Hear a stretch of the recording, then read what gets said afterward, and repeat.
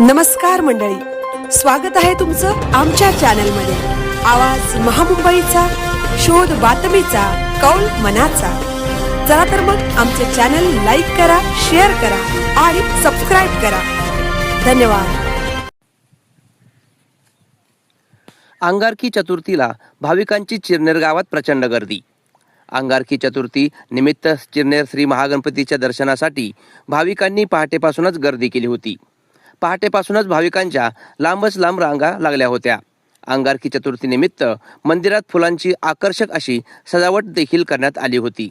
5 मे रोजी मंगळवारी अंगारकी चतुर्थी आल्याने लग्न झालेल्या नववधू तसेच आबालवृद्धांनी मोठ्या प्रमाणात श्रींच्या दर्शनासाठी गर्दी केल्याचे चित्र पाहायला मिळत होते।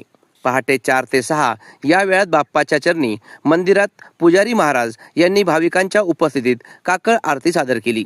संकष्टी चतुर्थी व अंगारकी चतुर्थीचा उपवास हा चिरनेर पंचक्रोशीतील नागरिक मोठ्या प्रमाणात पाळतात।